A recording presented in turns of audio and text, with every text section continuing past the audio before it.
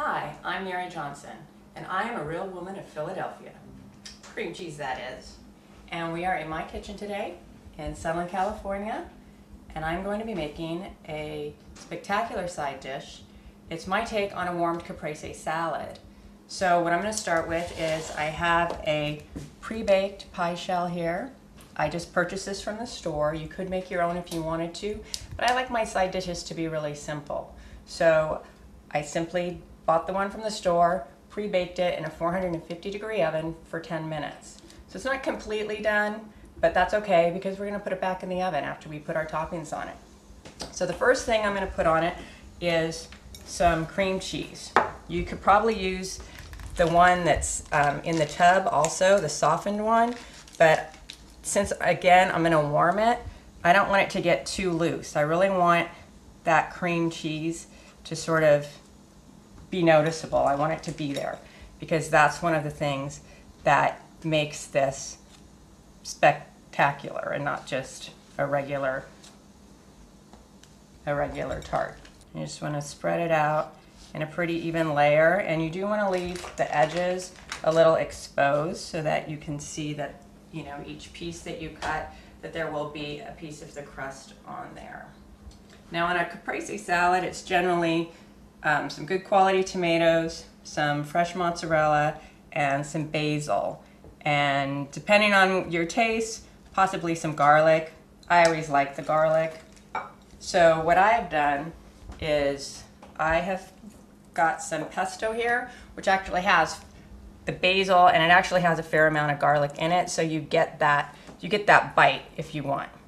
So again, you can make your own pesto, which actually I did. It's very simple, or you can purchase pre-made store-bought pesto.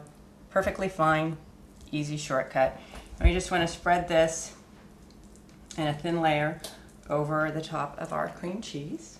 And then will come the tomatoes. And the tomatoes, you just want to use a good quality tomato. I live in Southern California, so we're fortunate we got a lot of good produce for long periods of time. And I have sliced these and sprinkled them with a little salt, and I let them sit for a little bit because you want to drain out the extra moisture, because when you heat them in the oven, you don't want them to get all watery and make your tart all funky and watery. So I'm just going to blot them dry. Yeah, got that. And then we're just going to simply lay them on top of our pesto cream cheese base. And I am using Campari tomatoes, which are a smaller and sweeter variety.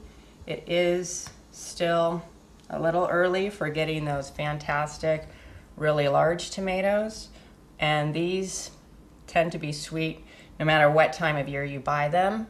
When tomatoes are really in season, this is also great to do with like heirloom tomatoes, yellow tomatoes, the purple tomatoes, a mixture, because it's just so beautiful and so, you know, really colorful, and it'll make a really nice dish. Okay, so now I've got some fresh mozzarella here, which I have just sliced up randomly in these small pieces, and I'm going to just lay that across the top. You don't want to cover it, you just want it so that, you know, you get a little bites of the extra cheese, but you do definitely want to be able to see all of the various layers. You want to be able to see the cream cheese peeking out, you want to be able to see the beautiful green, and you want to be able to see the red tomatoes. Okay, so now all we're going to do is we're going to put it back in the oven. It's still heated to 450 degrees.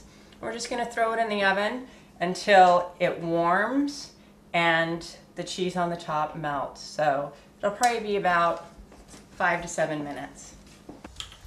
All right, so it's been about 5 minutes, and I'm going to check on this, and that looks perfect. So it's a little bit steamy. You can see the cream cheese around the edges has started to melt a little bit. All the cheese on the top has melted, And so I'm just gonna bring it over here and slice it up.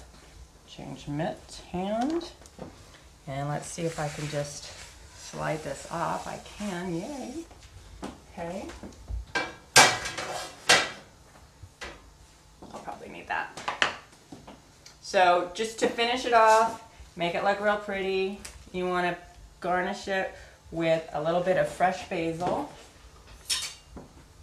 So again, I'm fortunate, I live in California. Basil is here all the time, year round. It's really easy to grow. You can grow it in your kitchen, you can grow it outside.